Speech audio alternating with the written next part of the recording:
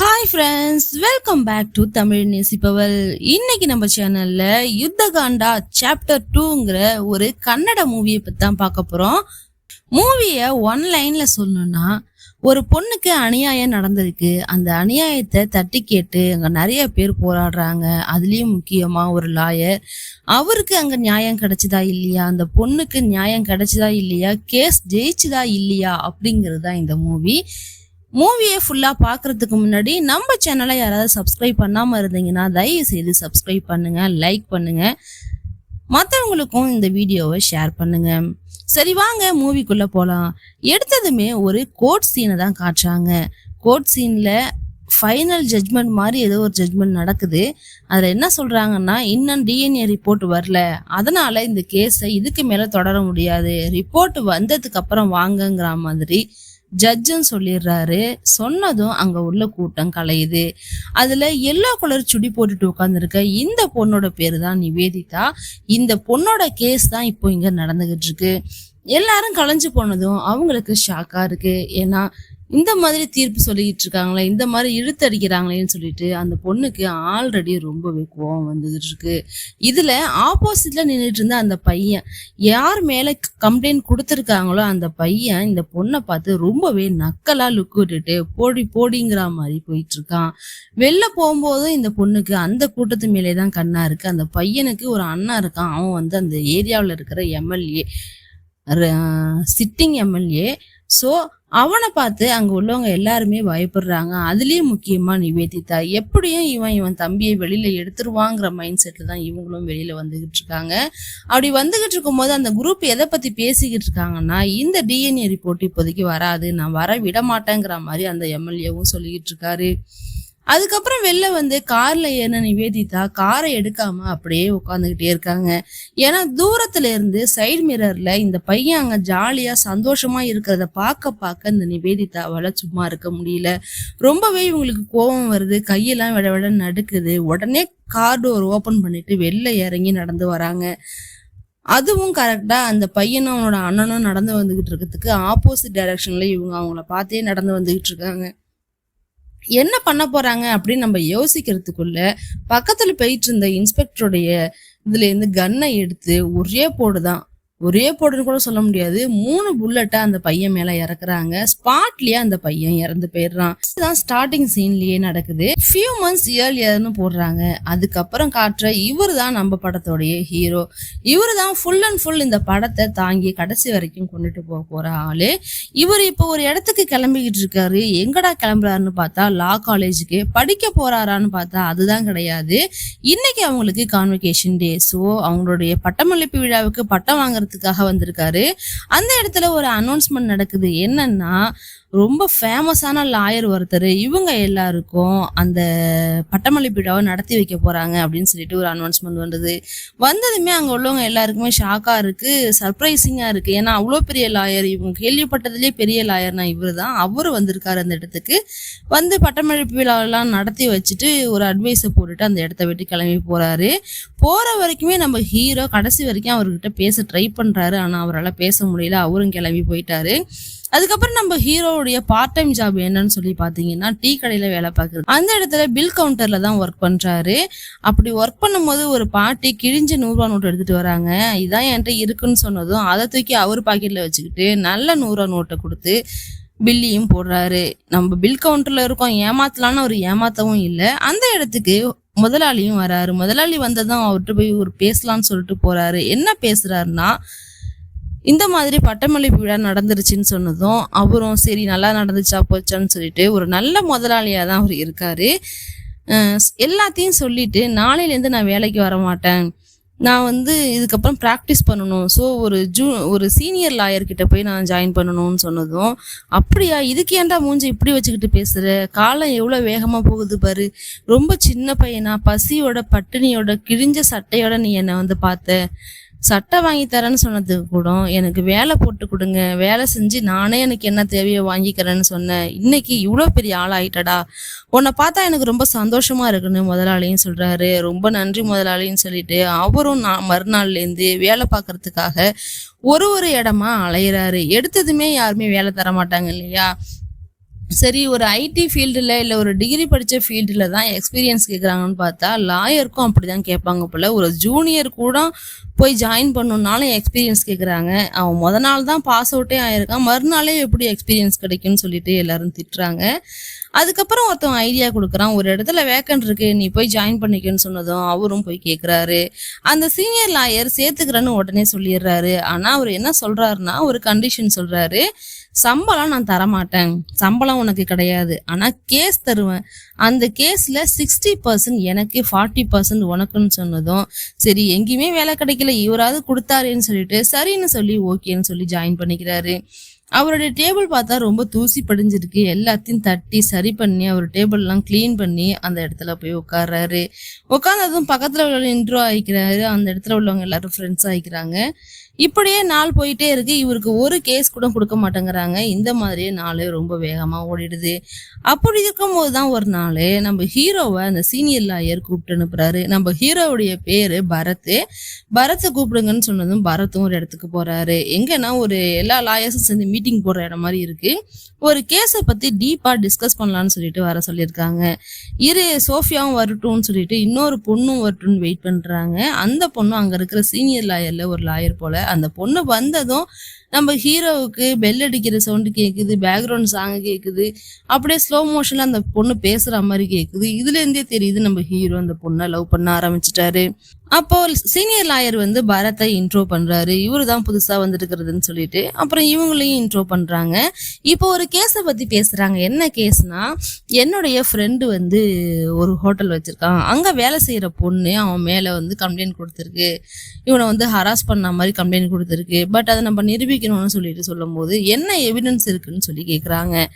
அப்போ ஒரு ஆடியோ தான் எவிடன்ஸா இருக்குன்ட்டு அந்த ஆடியோவை ப்ளே பண்ணி காட்டுறாங்க. அதுல நம்ம ஹீரோ ஒரு விஷயத்த கண்டுபிடிக்கிறாரு. உங்க ஃப்ரெண்டு என்ன ஊருன்னு கேட்கும்போது திருநெல்வேலிக்காரன்னு சொன்னதும், திருநெல்வேலியில இந்த மாதிரி பேச மாட்டாங்களே, நீங்க நல்லா நோட் பண்ணி பாருங்க. அவர் ஃபர்ஸ்ட் பேசுற ஸ்லாங் திருநெல்வேலி. செகண்ட் லைன் பேசும்போது அவர் பேசுனது அவருடைய லாங்குவேஜே கிடையாது, அவருடைய ஸ்லாங்கே கிடையாது, அவருடைய வாய்ஸும் அது கிடையாது. இதை வச்சு நம்ம இந்த கேஸை முடிச்சிடலாம்னு சொன்னதும் அந்த சீனியர் லாயரும் ரொம்பவே பாராட்டுறாரு. சரி, கேஸை நம்ம கிட்ட கொடுப்பாருன்னு பார்த்தா அதுதான் கிடையாது. அங்க இருக்கிற இன்னொரு பையன்கிட்ட அந்த கேஸை கொடுத்துற அமைச்சிடுறாங்க. நம்ம ஹீரோவும் திரும்பி வந்துடுறாரு. ஹீரோவுக்கு வேலை இல்லாமே இருக்கிறதுனாலையும் அவர் ஒரு அனாதைங்கிறதுனாலையும் அவரு கையில காசு கொஞ்சம் கொஞ்சமா குறைஞ்சிக்கிட்டு இருக்கு. டீ குடிக்க கூட காசு இல்லாத நிலைமையில அவர் இருக்காரு. அன்னைக்கு வீட்டுக்கு போயிட்டு அவர் ரொம்பவே கோவமா வேகமா கிளம்புறாரு. கிளம்பி கையில இருந்த கடைசி 10 ரூபாய்க்கும் ஒரு பண்ணை வாங்கி சாப்பிட்டு வேக வேகமா போய் அந்த சீனியர் லாயர்கிட்ட ஷர்ட் எல்லாம் ஏத்தி விட்டுக்கிட்டு போயிட்டு, ஆனா அவர் என்னன்னு கேட்டதும், சார் ப்ளீஸ் சார் எனக்கு எப்படியாவது ஒரு கேஸ் கொடுங்க, சுத்தமா கையில காசு இல்ல, பிச்சை எடுக்கிற நிலைமைக்கு வந்துட்டேன்னு சொன்னதும் அவரும் சரி இந்தா இந்த கேஸை வச்சுக்கன்னு சொல்லிட்டு ஒரு ஆக்சிடென்ட் கேஸ் கொடுக்குறாங்க. கொடுத்ததும் எனக்கு ஏதாவது ஒரு கிரைம் அந்த மாதிரி கொடுப்பீங்கன்னு பார்த்தா ஆக்சிடென்ட் கொடுக்குறீங்களே சார்னா, சரி வேணான்னா திருப்பி கொடுங்கிறாரு. சரி சரி நான் பாத்துக்கிறேன் சார்ன்ட்டு இவரும் எடுத்துக்கிட்டு போறாரு. இந்த கேஸ் டீட்டெயில்ஸ் அந்த சோனியா இருக்காங்க இல்லையா, அவங்க கிட்டதான் இருக்கு, அவங்கள போய் கேட்டுக்கொண்டு சொன்னதும் இவரும் அவங்கள போய் பார்க்கலான்னு போறாங்க. அந்த இடத்துல அந்த டோர்ல மிரர் இருக்கு. இந்த பிளாக் மிரர் இருக்குல்ல, இந்தாண்டியும் தெரியும் அந்தாண்டியும் தெரியும், அந்த மாதிரி மிரர் இருக்கு. ஆனா இவர் என்ன நினைச்சுப்பாருன்னா இந்த பக்கம் மட்டும்தான் தெரியும் நினைச்சுக்கிட்டு இன் பண்ணிக்கிட்டு பேண்ட் எல்லாம் இழுத்து விட்டுக்கிட்டு ஜிப் எல்லாம் போட்டுக்கிட்டு இருப்பாரு. அதை எல்லாத்தையுமே அந்த பொண்ணு அந்த பக்கம் உட்காந்து பாத்துரும். அப்புறம் உள்ள போனவர் கேஸ் டீட்டெயில்ஸை கேக்குறாரு. அவங்க டேபிள்ல ஒரு காரையும் ஒரு ஸ்டாப்லர் பின்னையும் வச்சு, இதுதான் நம்ம கிளையண்டோடைய காரு, அந்த காரை பின்னாடி இருந்து இடிச்சிட்டான், இடிச்சத இன்சூரன்ஸ் மூலியமா கிளைம் பண்ணிட்டாரு நம்ம கிளைண்ட். ஆனா அதுக்காக அவரு 50,000 செலவு பண்ணிருக்காரு. அவர் இப்ப கேக்குறது அந்த 50,000 மட்டும்தான். ஆனா அதை கூட தரமாட்டேன்னு சொல்லி அந்த ஆப்போசிட் பார்ட்டி பேர் விஜய், அவரு அப்போஸ் பண்றாரு. சோ அவர்கிட்ட இருந்து அந்த அமௌண்ட்டை நம்ம வாங்கி கொடுக்கணும், அதுதான் நம்மளுடைய வேலைன்னு சொன்னதும் இவரும் ஓகேன்னு சொல்லிட்டு அந்த இடத்த விட்டு காலி பண்ணிடுறாரு. போறதுக்கு முன்னாடி ஒருவேளை இந்த கேஸை நான் ஜெயிச்சிட்டேன்னா என் கூட காஃபி சாப்பிட்றீங்களான்னு சொல்லி கேட்டுட்டு தான் போறாரு. முதல்ல ஜெயிச்சுட்டு வா போன்னு சொல்லி அமுச்சு வச்சிடுறாங்க. இவங்களும் போனதும் கொஞ்சம் திறமையான ஆளாச்சா, ஃபர்ஸ்ட் ஜட்ஜை பார்க்காம அதுக்கு முன்னாடி ஜட்ஜு கூட ஒரு அசிஸ்டன்ட் இருப்பாங்கல்ல, அவங்கள பார்க்கலாமேன்னு போயிட்டு அவர் பாக்கெட்ல அவருக்கே தெரியாம 100 ரூபாய வச்சு விஷயத்தெல்லாம் வாங்கிக்கிறாரு. அந்த ஜட்ஜு ஃபேமிலி எப்படி என்ன ஏதுன்னு சொல்லி கேட்டுக்கிறாரு. அந்த ஜட்ஜுக்கு 3 பொண்ணா, ஒரு பொண்ணை வந்து கட்டி கொடுத்துட்டாங்களாம், இன்னொரு பொண்ணுக்கு ஆஸ்துமாவா, இன்னொரு பொண்ணுக்கு காலே இல்லையா, ரொம்ப கஷ்டப்படுற ஃபேமிலிங்கிற மாதிரி ஒரு விஷயத்த அவர் சொல்றாரு. எல்லாத்தையும் கேட்டுட்டு நம்ம ஹீரோவும் உள்ளார போயிடுறாரு. ஹீரோ உள்ள போனதும் அந்த கிளைண்ட் என்ன பண்றாருன்னா, சார் எப்படியே ஜெயிச்சிருவீங்களா சார்னு சொல்லி கேட்டதும், ஒன்றும் இல்லையா, நான் மூக்குல கை வைக்கும் போது அழ மட்டும் பண்ணுங்க, அழுங்க நல்லா, நான் மற்றதெல்லாம் பார்த்துக்கிறேன்னு சொல்றாங்க. அப்புறம் கேஸ் விசாரணைக்கு வருது, எல்லாத்தையும் ஸ்டார்ட் பண்ணி ஆரம்பிக்கிறாங்க. அப்ப நம்ம ஹீரோ இந்த பிட்டு தான் போடுறாரு. என்னுடைய கிளைண்ட் ரொம்ப பாவம் சார், அவங்களுக்கு 3 பொண்ணு இருக்கு, ஒரு பொண்ணுக்கு அப்படி ஒரு பொண்ணுக்கு இப்படின்னு, எப்படி ஜட்ஜோட பொண்ணுக்கு இருந்த ரீசன் எல்லாம் இவருக்கு பொண்ணுக்கு இருக்கா மாதிரி சொல்லிடுறாங்க. ஆக்சுவலி அவருக்கு பொண்ணே கிடையாது, இவருக்கு 3 பொண்ணு இருக்கிறதாவும் அவருக்கு இந்த ப்ராப்ளம்லாம் இருக்கா மாதிரியும் சொல்றாரு. அந்த கிளைண்ட்டும் ஷாக் ஆகுறாரு. இப்படி சொல்லிட்டு இருக்கும்போது ஜட்ஜு ரொம்ப பாவமா பார்த்து கண்ணீர் வடிக்க ஆரம்பிச்சிட்டாரு. அப்ப நம்ம ஆளு மூக்குல கை வச்சதும் கிளைண்ட்டும் அழ ஆரம்பிக்கிறாரு. உடனே ஜட்ஜு என்ன பண்றாருன்னா, நீ என்னயா பண்ணிட்டு இருக்கன்னு சொல்லி கேட்கும்போது, ரியல் எஸ்டேட் பண்ணிட்டு இருக்கான்னு ஆப்போசிட் பார்ட்டி சொல்றாரு. நம்ம ஆளு என்ன பண்ணிட்டு இருக்காருன்னு பார்த்தா, டிரைவரா தான் இருக்காரு, கேப் டிரைவரா. ஸோ அவருக்கு இந்த அமௌண்ட் வந்து ரொம்ப பெரிய அமௌண்ட்னு சொல்லிட்டு, ரியல் எஸ்டேட் தானே பண்ற, உனக்கு என்ன அப்படின்னு சொல்லி எக்ஸ்ட்ரா 2 லட்சத்தையும் சேர்த்து 2.5 லட்சமா அவங்களுக்கு வாங்கி தராரு. இப்படிதான் இந்த கேஸ் முடியுது, இவருடைய முதல் கேஸ். ஸோ அங்க இருக்கிறவங்க எல்லாருக்கும் ஸ்வீட் கொடுக்குறாரு, காஜு கட்லி வாங்கிட்டு வந்து எல்லாருக்கும் கொடுக்குறாரு. நம்ம ஹீரோயினே தேடி வந்து காஃபி சாப்பிடலாமான்னு சொல்லி நம்ம ஹீரோவை கூட்டிட்டு போறாங்க. காஃபி சாப்பிட்டுட்டு இருக்கும் போது தான் ஒரு விஷயத்த கவனிக்கிறாங்க, ஹீரோவுடைய ஷூ கொஞ்சம் கொஞ்சமா பிச்சுக்கிட்டு வருது. ஸோ அவரை ஒரு ஷாப்புக்கு கூட்டு போய் புது ட்ரெஸ்ஸு பேண்ட் எல்லாம் அளவு எடுத்து தச்சு ஷூலாம் வாங்கி கொடுத்து நல்லா ஹீரோ மாதிரி ஆக்கிடுறாங்க. இப்படியே இவருக்கு ஒரு கேஸா கிடைக்குது, அதுல நிறைய பணமும் கிடைக்குது. அப்படி கிடைக்கும் போது ராயல் என்ஃபீல்டு பைக்கே வாங்கிடுறாங்க, வாங்கி பூஜை போட்டுடுறாங்க. அந்த அளவுக்கு பெரிய ஆளாயிடுறாரு நம்ம ஆளு. ஆனாலும் இன்னமும் சின்ன சின்ன கேஸ் தான் கிடைக்குது, பெரிய கிரைம் கேஸ்லாம் எதுவும் கிடைக்கல. அப்படி போயிட்டு இருக்கும் போது அந்த கோர்ட்ல ஒரு கேஸை விசாரிக்கிறாங்க. அதாவது ஸ்டார்டிங் சீன்ல காட்டின சீனை இப்பதான் கொண்டு வராங்க. ஆக்சுவலி அன்னைக்கு என்ன நடந்துச்சு அப்படிங்கறது சீனை காட்டுறாங்க. நம்மளால வந்து இந்த கேஸை ரொம்ப நாளா ஃபாலோ பண்றாரு போல. சோ அந்த இடத்துல வந்து உட்காந்துருக்காங்க. நிவேதிதாவை ஃபர்ஸ்ட் சீன்ல காட்டும் போது பேக்ரவுண்ட்ல பிளர்ரா ஒரு ஆளை காமிச்சிருப்பாங்க, கோட் போட்டுட்டு உட்காந்துருக்க மாதிரி. அது நம்ம ஹீரோ. கேஸ் ஹியரிங்ல என்ன சொல்றாங்கன்னா, டிஎன்ஏ ரிப்போர்ட் வந்தாதான் இந்த பையன் பண்ணானா இல்லையானே தெரியும், அதுக்கு முன்னாடி இவனுக்கு எப்படி தண்டனை கொடுக்க முடியும், முதல்ல டிஎன்ஏ ரிசல்ட்டை கொண்டு வாங்க, அதுக்கப்புறம் தண்டனை கொடுக்கலாம்னு பேசி அந்த மீட்டிங் கலைஞ்சிருது. அதுக்கப்புறம் நம்ம ஹீரோவும் வெளில போயிடுறாரு, நிவேதிதாவும் அப்படியே வெளில வராங்க. அந்த சீன்லாம் அன்னைக்கு நடந்துச்சு இல்லையா, அதே மாதிரியே நடக்குது. இவனும் நக்கல் பண்றான். அதை பார்த்து நிவேதிதாவுக்கு ரொம்பவே ப்ரெஷர் அதிகமாகுது. மென்டல் ப்ரெஷர்ல தான் அவங்க என்ன பண்றாங்கன்னா கன் எடுத்து ஷூட் பண்ணிடுறாங்க. அதே இடத்துலதான் நம்ம ஹீரோவும் அதை பார்த்துக்கிட்டு இருக்காரு. இதை பார்த்த பொதுமக்கள்லாம் நிவேதிதாவுக்கு தண்டனை கொடுக்கணும், அவங்களுக்கு ஜஸ்டிஸ் கிடைக்கணும் ஒரு கூட்டம், இந்த மாதிரி ஒரு கூட்டமா கிரியேட் ஆகுறாங்க. நம்ம ஹீரோவும் இதை பத்தி தான் நினைச்சுக்கிட்டு இருக்காரு. அன்னைக்கு அங்க கேஸ் ஹியரிங்க்கு வருது. அப்ப என்ன பண்றாங்கன்னா, நிவேதிதாவுக்கு தண்டனை கொடுக்கணும். அவங்க பண்ணது எப்படி பார்த்தாலும் அவங்க பண்ணது எப்படி பார்த்தாலும் கொலை கேஸு. ஸோ அவங்களுக்கு தண்டனை கொடுக்கணுங்கிற மாதிரி பேசிக்கிட்டு இருக்காங்க. நான் அதே இடத்துல நிவேதிதா என்ன பண்றாங்கன்னா, ரொம்பவே எமோஷனல் ஆகி டென்ஷன் ஆகி மயங்கி விழுந்துடுறாங்க. அவங்கள ஹாஸ்பிட்டலுக்கும் கூட்டு போயிடுறாங்க. ஸோ நிவேதிதாவுக்கு என்னைக்கு சரியாகுதோ அன்னைக்குதான் மறுபடியும் இந்த கேஸ் நடக்குங்கிற மாதிரி ஜட்ஜுன்னு சொல்லிடுவாரு. அதே இடத்துல இந்த எம்எல்ஏக்காக வாதாடுவார் இல்லையா ஒரு வக்கீல், அவர் என்ன பண்ணுவாருன்னா, நான் இனிமே இந்த கேஸை நடத்த மாட்டேன், இப்ப இது சோசியல் மீடியால வந்து ரொம்பவே பரவிடுச்சு, ஸோ நான் வந்து எல்லாருக்கும் தெரியற முகமா மாறுறது எனக்கு பிடிக்கல, நான் வந்து வேற கேஸ் தான் நடத்துற ஆளு, அதுக்கு நான் யாருக்கும் தெரிஞ்சிருக்க கூடாதுன்னு சொல்லி இவரும் சொல்லிட்டு இந்த இடத்த விட்டு கிளம்பி போயிடுவாரு. அதுக்கப்புறம் கார்ல போயிட்டு இருக்கும் போது எம்எல்ஏவோட பிஏ என்ன பண்றாருன்னா, எனக்கு தெரிஞ்ச ஒரு பெரிய வக்கீல் இருக்காரு, அவரை பேசலாமான்னு சொல்லியிருந்தோம், அதை முதல்ல பண்ணுன்னு சொல்லி இவரும் சொல்லிடுறாரு. நம்ம ஹீரோ என்ன பண்றாருன்னா, நிவேதிதாவை போயிட்டு ஹாஸ்பிட்டல்ல மீட் பண்றாரு. அப்ப நிவேதிதா, நீங்க என் கேஸ் நடத்துவீங்களான்னு சொல்லி கேக்குறாங்க. நீங்க முதல்ல விஷயத்த சொல்லுங்க, என்னால என்ன பண்ண முடியுமோ நான் பாக்குறேன்னு சொன்னதும், ஷாம்லி பத்தின கதை தான் இதுன்னு சொல்லிட்டு ஆரம்பிக்கிறாங்க.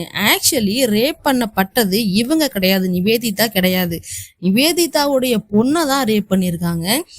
நிவேதிதாவை பத்தி ஒரு சில விஷயங்கள் சொல்றாங்க. ரொம்பவே டேலண்டடான, அந்த கிளாஸ்லயே ரொம்ப நல்லா படிக்கிற பொண்ணுங்கிறதுனால அடுத்தடுத்த கிளாஸுக்கு 2 இயர்ஸ்க்கு முன்னாடியே கொண்டு போய் போட்டுருவாங்க இல்லையா, அந்த மாதிரிலாம் போடுறாங்க. ஏன்னா இந்த பொண்ணு ரொம்ப நல்லா படிக்கிற பொண்ணுங்கிறதுனால இந்த மாதிரி போயிட்டு இருக்கு. அவங்களுடைய ஜாலியான லைஃப்ல ஒரு நாள் ஸ்கூல் கிளம்பி போறாங்க. நான் வர்றதுக்கு லேட் ஆகும்னு அம்மா சொல்லிட்டு தான் போறாங்க. அப்படி போகும்போது நிவேதிதா அம்மாவை காணும்னு சொல்லிட்டு ஸ்கூல்ல உட்காந்துருக்காங்க. ரொம்ப நேரம் வெயிட் பண்ணி பாக்குறாங்க. வரலன்னு சொன்னதும் நிவேதிதாவுடைய பொண்ணு ஷாம்லி அப்படியே இறங்கி ரோட்ல நடக்க ஆரம்பிக்குது. கொஞ்சம் கொஞ்சமா நடந்துட்டு அப்படியே வெளியிலயும் வந்துடுறாங்க, மெயின் ரோட்டுக்கும் வந்துடுறாங்க. இங்க வீட்டுக்கு வந்த அவங்க அம்மா ஷாம்லிய காணுமேன்னு சொல்லிட்டு தேடிக்கிட்டு இருக்காங்க. தேடிட்டு அங்க இங்கன்னு தேடிட்டு வெளில போறாங்க. இந்த பக்கம் பார்த்தோன்னா ஷாம்லி நடந்து வந்துகிட்டு இருக்கும் போது ஒரு கார் ஒண்ணு ஓரமா நிக்குது. அதுல ஒருத்தவன் போதை மருந்தை எடுத்துக்கிட்டு இருக்கான். அதுதான் எம்எல்ஏ உடைய தம்பி. பார்த்தவன் அவன் ஆல்ரெடி போதையில இருக்கிறதுனால இந்த பொண்ணை எப்படியாவது கடத்தணுங்கிற மாதிரி பிளான் பண்றான். அந்த பொண்ணுகிட்ட பேச ட்ரை பண்றான். பட் அது என்ன பண்ணுதுன்னா, தெரியாதவங்க கிட்ட எல்லாம் பேசக்கூடாதுன்னு எங்க அம்மா சொல்லியிருக்காங்கன்னு ரொம்பவே தெளிவா சொல்லுது. ஸோ இந்த ஸ்கூல்ல தான் படிக்கிறியா, உன் பேரு இதுதானா, என் பேரு இதுதான்னு சொல்லி இன்ட்ரோ ஆகிக்கிட்டு இப்போ நம்ம தெரிஞ்சவங்க தானே, இப்போ பேசலாமேன்னு சொல்லிட்டு அவனை சொல்றான். அப்ப பேக்ரவுண்ட்ல பலூன் போகுது. அதை பார்த்துன்னு பலூன்னு சொல்லி இவ சொல்றா. உடனே இவன் ஓடி போய் அதுல ஒரு பலூனை வாங்கிட்டு வந்து கொடுத்ததும் இந்த பொண்ணுக்கு ரொம்பவே பிடிச்சிருது.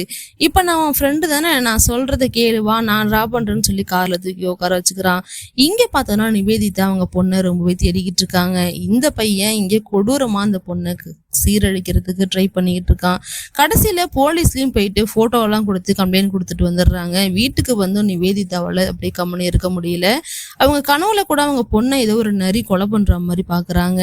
மார்ச் வரைக்கும் கூட்டு போயிட்டு இந்த வாடியான்னு பாருங்கன்னு சொல்லிட்டு காட்டுறாங்க. இது இல்லைன்னு சொல்லிட்டு வந்துடுறாங்க. வீட்டுக்கு வந்தவங்களுக்கு பைத்தியம் பிடிக்குது அவங்க பொண்ணு இல்லாம. ஏன்னா அவங்க பொண்ணு இது மட்டும்தான் வாழ்க்கைன்னு வாழ்ந்துகிட்டு இருக்கு அவங்களுக்கு. இது ரொம்பவே சோகமான தருணமா இருக்கு. பைத்தியம் பிடிச்ச மாதிரி ரியாக்ட் பண்ணிக்கிட்டு அந்த வீட்டுல அலறிட்டு கிடக்காங்க. இப்படியே போயிட்டு இருக்கும் போது போலீஸ் விசாரிச்சுக்கிட்டு இருக்காங்க. அப்படியே ஒரு பலூன்காரங்கிட்ட விசாரிக்கும் போது அந்த பலூன்காரன் சொல்லிடுறான், நான் பார்த்தேன் அன்னைக்கு ஒருத்தன் இந்த மாதிரி கூட்டு போனான்னு. கரெக்டா போயிட்டு எம்எல்ஏவோட தம்பியை அரெஸ்ட் பண்ணிடுறாங்க. அரெஸ்ட் பண்ணி அவங்ககிட்ட விசாரிக்கும் போது அவன் உண்மையெல்லாம் சொல்லிடுறான் போல. ஸோ அந்த ஸ்பாட்டுக்கே நிவேதிதாவை கூட்டு போறாங்க. கிட்ட போற வரைக்கும் நம்ம பொண்ணு உயிரோட நல்லா இருப்பான்னு சொல்லிட்டு போய் பாக்குறாங்க. போய் பார்த்தா அரை பொணமா கிடக்குது. உயிர் மட்டும்தான் இருக்கு, உடம்புல வேற ஒண்ணுமே இல்லை. மேல ஒரு பெட்ஷீட்டை போட்டு போத்தி வச்சிருக்காங்க. அந்த இடத்துல நிவேதிதாவுக்கு உயிரே போயிடுது. கடந்து கத்துறாங்க, கதறாங்க. அவங்கள கிட்ட கூட விட மாட்டேங்கிறாங்க யாரும். குளுக்கோஸ் எல்லாம் கொடுத்து ஆக்சிஜன் எல்லாம் கொடுத்து அப்படியே ஹாஸ்பிட்டலுக்கு கூட்டு போறாங்க. பார்த்தா 2 years வரைக்கும் அதுக்கான நீதியும் கிடைக்கல. அது வரைக்கும் நிவேதிதா பொண்ணும் எழுந்திருக்கவும் இல்லை. இதுதான் ஸ்டோரின்னு சொல்லிட்டு நிவேதிதா சொல்றாங்க. அப்படி இருக்கும் போதுதான் அவன் என்ன ஒரு மாதிரி கேவலமா பார்ப்பான். உன்னால என்ன பண்ண முடியுங்கிற மாதிரி என்ன கேவலமா பார்ப்பான். ஒரு நாளும் கோட் சீன்ல அதை நினைச்சாலே மனசெல்லாம் பதபதைக்குது. அன்னைக்கு ரொம்பவே நான் கோவமாயிட்டேன். அந்த கோவத்துலதான் அந்த மாதிரி பண்ணிட்டேன்னு சொல்லிட்டு இருக்கும் போதே மறுபடியும் அவங்களுக்கு மூச்சுலாம் அடைக்கிற மாதிரி வருது. அப்படியே சொல்லிட்டு இருக்கும் போது என்ன சொல்றாங்கன்னா, நான் எனக்கும் ஏதாவது ஆயிட்டுனா என் பொண்ணு அனாதை ஆயிடுவான்னு சொன்னதும் இவரால் தாங்க முடியாது. ஏன்னா இவரும் ஒரு அனாதைங்கிறதுனால இந்த கேஸை நான் எடுத்து நடத்துறேன், ஏன்னா நானும் ஒரு அனாதை தான் சொல்லிட்டு அந்த இடத்த விட்டு கிளம்பி போயிடுறாங்க. இவர் இந்த கேஸை எடுக்க போறான்னு தெரிஞ்சதும் அவருடைய ஆளே அவரை போட்டு திட்டிக்கிட்டு இருக்கு. இதெல்லாம் நீ எடுத்து நடத்த முடியாது, சொன்னா கேளுன்னு சொல்லுது. இன்னொரு பக்கம் அவங்களுடைய சீனியர் லாயரும் திட்டுறாரு. இவங்க எந்த லாயரை பார்க்க போயிருக்காங்கன்னா எம்எல்ஏ குரூப்பு அந்த பெரிய லாயர் பட்டமளிப்பு விழாவுக்கு வந்தாரு இல்லையா, அவரை பார்க்க தான் போயிருக்காங்க. உங்களுக்கு எவ்வளவு வேணும்னு சொல்லுங்க, நான் தரேன், இந்த கேஸ் நடத்துங்கன்னதும் 3ன்னு சொல்றாரு. 3 லட்சம் தானே நான் தரேன்னு சொல்லிட்டு சைன் போட வராரு. 3 லட்சம் இல்லையா 3 கோடின்னு சொன்னது 3 கோடியா அப்படின்னு சொல்லிட்டு ஷாக் ஆகுறாரு. இருந்தாலும் சரி எப்படியாவது இந்த கேஸை எடுத்து நடத்துங்கன்னு சொன்னதும் இது என்னுடைய 200வது கேஸு, இதை நான் கண்டிப்பா ஜெயிப்பேன்னு சொன்னதும் அவரும் நம்பிக்கையோட வெளில வராரு. இந்த கேஸ்ல இவரு இன்வால்வ் ஆயிருக்காங்கிறது ரொம்ப பெரிய நியூஸ் அந்த ஊர்ல போயிட்டு இருக்கு. ஸோ இவ்வளவு பெரிய ஆள் இன்வால்வ் ஆகிற கேஸ்ல நீ தலையிடக்கூடாதுன்னு சொல்லிட்டு அந்த சீனியர் லாயரு பரத்தை பார்த்து திட்டிக்கிட்டு இருக்காரு. ரொம்பவே சோகமா போய் டேபிள்ல உட்காந்த பரத் அங்க டீ குடிக்க வர பையன் கிட்ட பேசுறாரு. பேசினதுல அந்த டீ குடிக்கிற பையன் என்ன சொல்றான்னா, இந்த கேஸ் முடிச்சுட்டு நான் காசு வாங்கிக்கிறேன்னு சொல்லிட்டு அந்த பையனும் போயிடுறான். அப்பதான் அவனுக்குள்ளேயே ஒரு கான்பிடன்ஸ் வருது.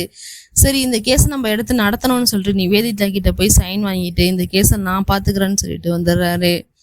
சொன்ன மாதிரியே கேஸ் ஹியரிங்க்கு வருது. வந்த இடத்துல அவர் கூட உட்காரத்துக்கு ஒரு ஆள் கூட இல்லை. ஆனா அந்த இடத்துல ஒரு ஆள் வருது. ஆள் வந்து ஆல் த பெஸ்ட், இந்த கேஸை நீ கண்டிப்பா நல்லா முடிப்பேன்னு நம்பிக்கை இருக்குன்னு சொல்லிட்டு நம்பிக்கை கொடுக்குது. அது மட்டும் இல்லாம அவர் டேபிளுக்கும் பக்கத்து டேபிள்ல உட்காந்துருப்பாரு இல்லையா, அவரும் வந்து ஆல் த பெஸ்டா, கண்டிப்பா இந்த கேஸ்ல நீ ஜெயிப்பேன்னு சொல்லிட்டு அவரும் நல்லா சொல்றாரு. எல்லாருமே இவனை என்கரேஜ் பண்றாங்க. ராபர்ட்டும் வந்துட்டாரு. எம்எல்ஏ எல்லாருமே வந்து அசம்பிள் ஆயிட்டாங்க. கேஸும் ஸ்டார்ட் ஆகுது. ஸ்டார்ட் ஆனதுமே ராபர்ட் என்ன சொல்றாருன்னா, இந்த உலகத்துல தப்பு நடக்கிறது ரொம்ப சாதாரண விஷயம். தப்பு நடந்தா தண்டனை கொடுக்கறதுக்கு தான் போலீஸ் இருக்கு, கோர்ட் இருக்கு, நீங்க இருக்கீங்க, நாங்க இருக்கோம். ஆனா இவ்வளோத்தையும் தாண்டி நிவேதிதா பண்ணது மிகப்பெரிய தப்பு.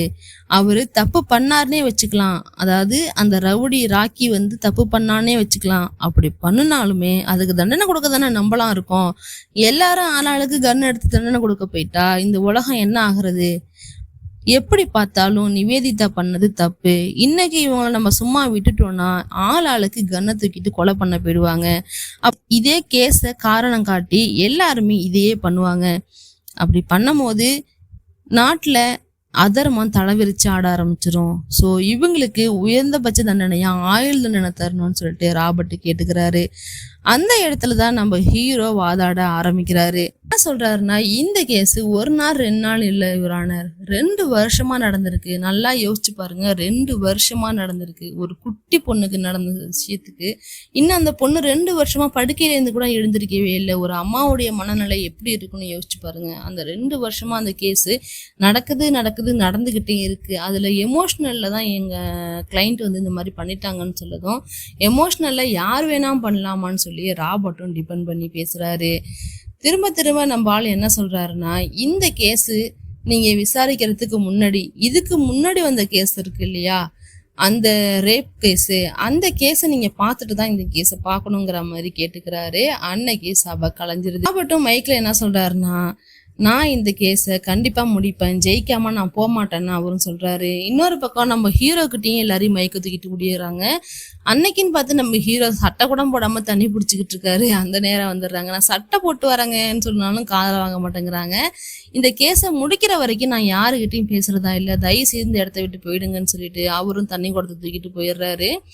அன்னைக்கு நடந்த வீடியோவை நம்ம ஹீரோ அந்த நிவேதிதா கிட்ட போட்டு காட்டுறாங்க. அன்னைக்கு என்னதான் நடந்துச்சு, நீங்க கன்னை எடுத்து ஷூட் பண்றீங்க, அதுல புல்லட் தீர்ந்து போனது கூட தெரியாம திரும்ப ஷூட் பண்ணிக்கிட்டே இருக்கீங்களே, எதனாலன்னு சொல்லி கேக்குறாரு.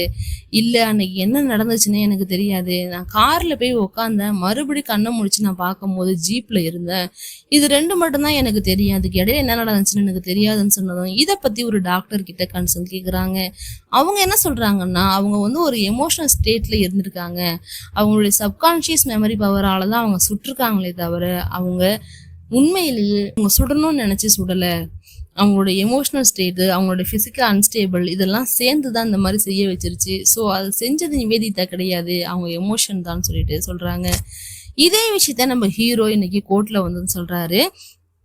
செஞ்சது நிவேதிதா கிடையாது, செக்ஷன் 84ன்னு சொல்லிட்டு ஒண்ணு இருக்குதான், அதன்படி ஒருத்தவங்க கொலை பண்ணியிருக்காங்க அப்படின்னாலுமே அவங்க மென்டலி ஸ்டேபிளா இல்லைன்னா அந்த கேஸ் நிக்காது.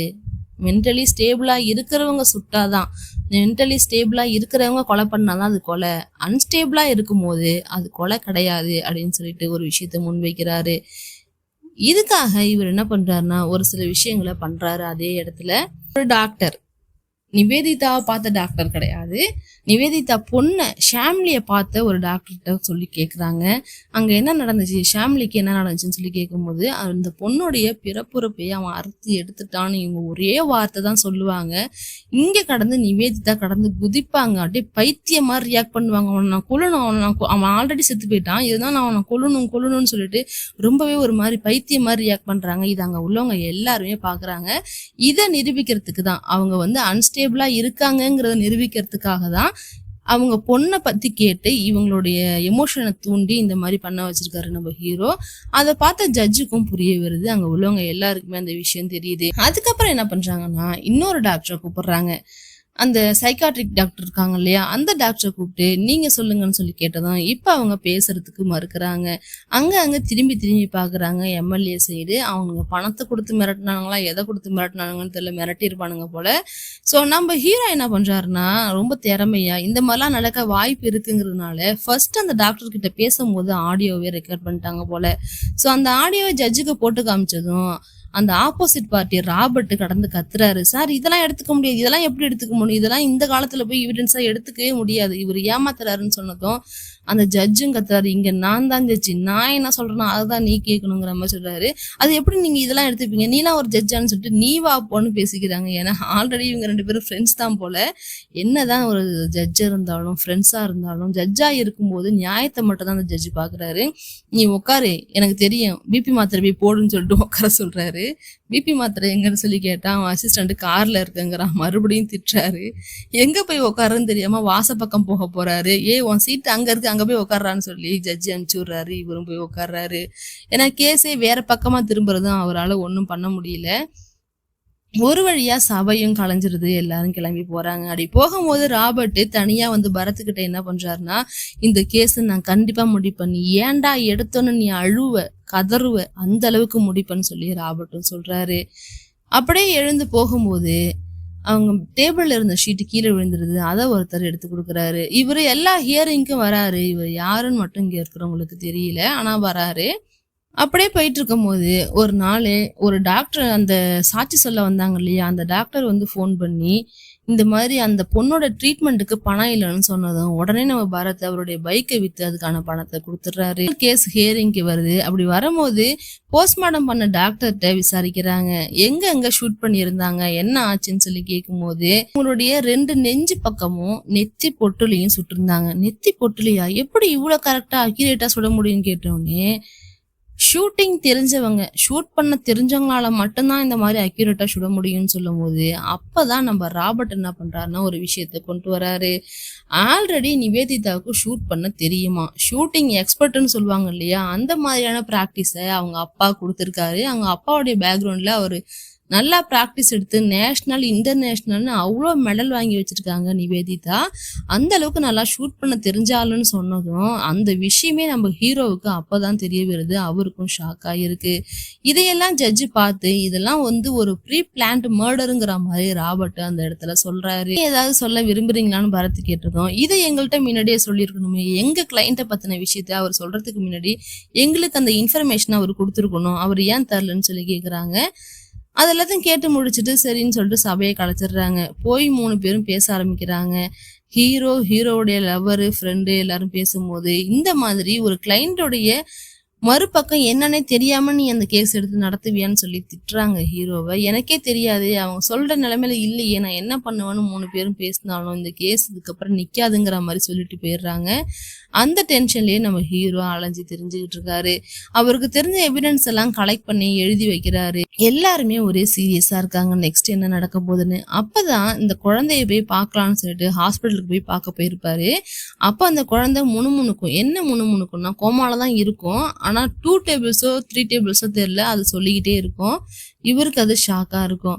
அன்னைக்கு கேஸ் ஹியரிங்ல அதை தான் போய் சொல்றாரு. ஒருத்தவங்களுடைய சப்கான்சியஸ் மெமரி பவர்ல என்ன இருக்கோ அது கண்டிப்பா வரும். 2 இயர்ஸா பெட் ரெஸ்ட்ல இருக்கிற நம்ம நிவேதிதாவுடைய பொண்ணு ஷாம்லி இன்னமும் 2 டேபிள்ஸை அது பாட்டுக்கு சொல்லிட்டே இருக்கு. அம்மா வேணும் அப்பா வேணும்னு கேட்காம 2 டேபிள்ஸை ஏன் சொல்லணும், ஏன்னா அதுதான் அவருடைய சப்கான்சியஸ் மெமரி பவர்ல இருக்கு. அதே தான் நிவேதிதாவுக்கும் அதே தான் நடந்திருக்கு. அவங்க சப்கான்சியஸ் மெமரி பவர்ல இருக்கிற அந்த மசில் மெமரி, அவங்க ஷூட் பண்ற அந்த மசில் மெமரி அன்னைக்கு மெமரியில இல்லைன்னா கூட, அவங்க சுய நினைவுல இல்லைன்னா கூட அந்த மசில் மெமரி தான் கரெக்டா எய்ம் பண்ணி. சோ இதுல ஆச்சரியப்படுறதுக்கு ஒண்ணுமே இல்லையேன்னு சொல்லிட்டு ரொம்பவே சிம்பிளா அந்த விஷயத்தையும் உடைச்சிடுறாரு. இப்ப நம்ம ராபர்ட் போய் டென்ஷனா உட்காந்துருக்காரு. அப்ப எம்எல்ஏவும் வந்து இன்னும் டென்ஷனா பேசுறாரு. இதுக்குதான் நான் அவங்களுக்கு 3 கோடி பணம் கொடுத்தனான்னு சொல்லி கேட்டா, அவன் எந்த பக்கம் கேஸ் இது பண்றானே எனக்கு தெரிய மாட்டேங்குது, வேற பக்கம் போறான், அவனுடைய டெக்னிக்கே என்னன்னு எனக்கு புரியலன்னு சொல்லிட்டு இவரும் டென்ஷனா பேசிட்டு இருக்காரு.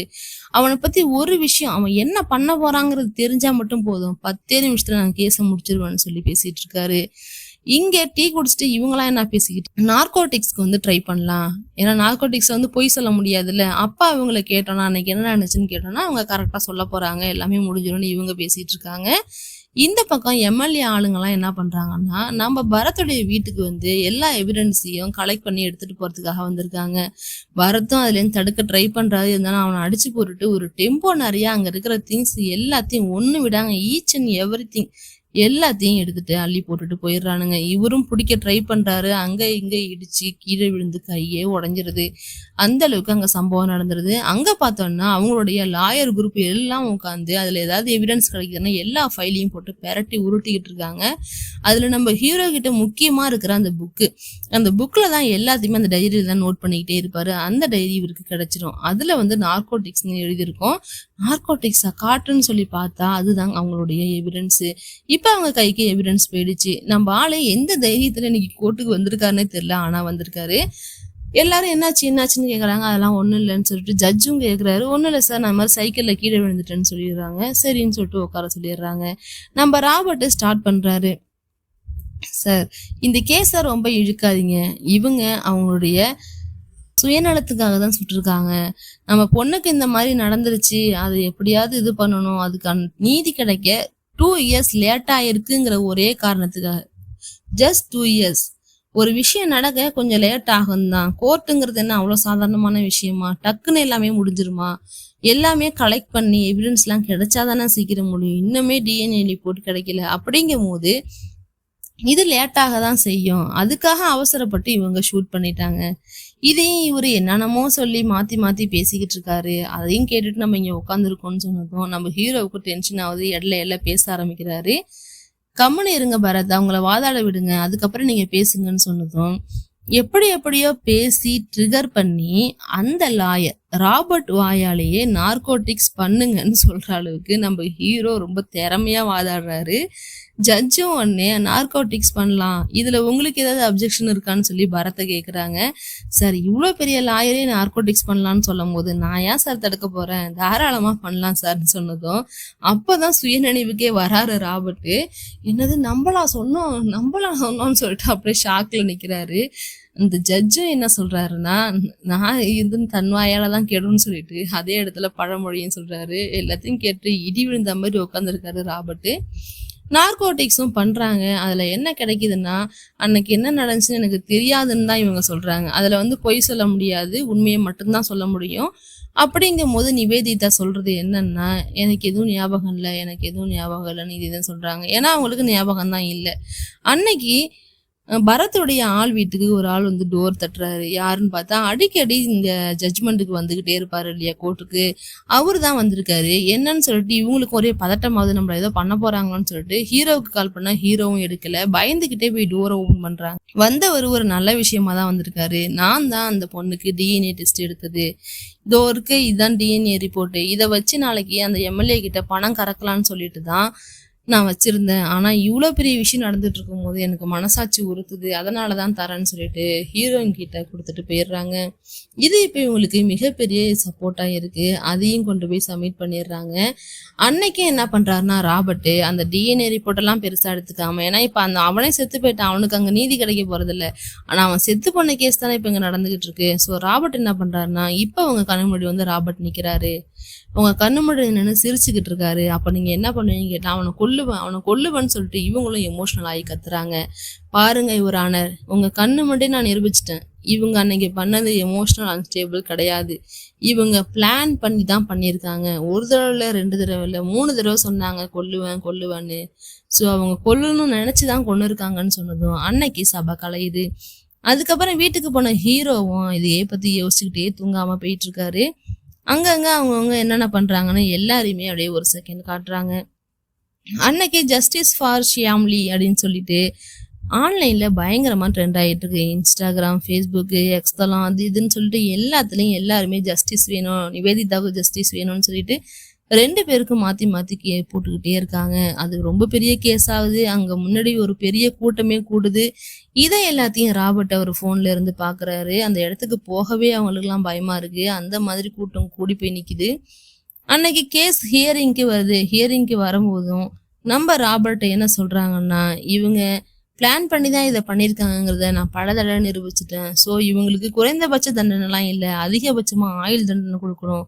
ஒருவேளை இவங்களை தப்பிக்க விட்டுட்டீங்கன்னா, இவங்க வெளியில போனாங்கன்னா இதே கேஸை மேற்கோள் காட்டி பல பேர் இதே விஷயத்த பண்ணுவாங்க. அதுக்கு நம்மளே ஒரு மூலாதாரமா இருந்துடக்கூடாது ஒரு ஆனர்னு சொல்லிட்டு ராபர்ட்டும் சொல்றாரு. அதுக்கப்புறம் பேச ஆரம்பிச்ச நம்ம ஹீரோ என்ன சொல்றாருன்னா, நான் ஒரு வீடியோ கால் பண்ண விரும்புறேன்னு சொன்னதும், சரி பண்ணுங்கன்னு சொல்லிட்டு வீடியோ கால் பண்ண சொல்றாங்க. அந்த வீடியோ கால் யாருக்குன்னா, அங்க படுத்த படுக்கையா இருந்துச்சு ஒரு பாப்பா. அந்த பாப்பா இன்னைக்கு கண்ணு முழிச்சிருக்கும். ஸோ அந்த பாப்பாவோட வீடியோ காலை தான் அவங்க அம்மா கிட்ட காட்டுறாங்க. அவங்க அம்மாவும் எமோஷன் ஆகி என் பொண்ணை பார்க்கணும், என் பொண்ணை பார்க்கணுங்கிறாங்க. அவங்க பொண்ணு ஆனா என்ன சொல்லுதுன்னா, அம்மா சீக்கிரம் வாம்மா, நான் இனிமே பலூன் வாங்க போக மாட்டேம்மா, அதனால தானே இதெல்லாம் நடந்துச்சு, நான் பலூன் வாங்க போக மாட்டேம்மான்னு சொல்லி அழுவுது. அதே இடத்துல நம்ம பரத்தும் அழ ஆரம்பிச்சிடுறாரு. அழுதுகிட்டே என்ன சொல்றாருன்னா, நீங்களே பார்த்தீங்களே யுவர் ஆனர், அந்த பொண்ணு என்ன நினைச்சுக்கிட்டு இருக்குன்னா, நம்ம பலூன் வாங்க போனதுனால தான் இதெல்லாம் நடந்துச்சுன்னு நினைச்சுக்கிட்டு இருக்கு. ஆக்சுவலி அங்க என்ன நடந்துச்சுன்னு கூட அவளுக்கு தெரியல. பலூன் வாங்கினதுனால தான் நமக்கு இவ்வளவு பெருசா நடந்திருக்கு, இத்தனை வருஷம் நம்ம படுத்து கிடந்திருக்கோம்னு அதை நினைச்சுக்கிட்டு இருக்கு யுவர் ஆனர். இந்த மாதிரி ஒரு குழந்தைக்கு ஒருத்தன் அநியாயம் பண்ணியிருக்கான்னா, அந்த பொண்ணுடைய அம்மாவுடைய மனநிலை என்னமா இருக்கும்?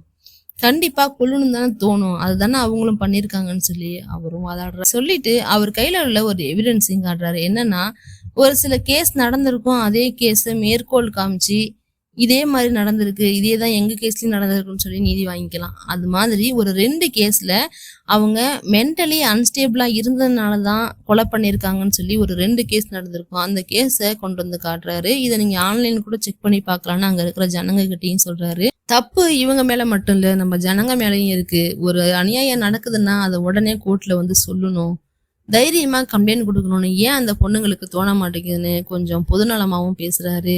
தாமதமா கிடைக்கிற நீதி மறுக்கப்பட்ட நீதி ஒரு ஆனர்னு சொல்லிட்டு இன்டைரக்டா சொல்லிட்டு இருக்காரு. அங்க உள்ள பொண்ணுங்களும் எமோஷனல் ஆகி அழுகுறாங்க.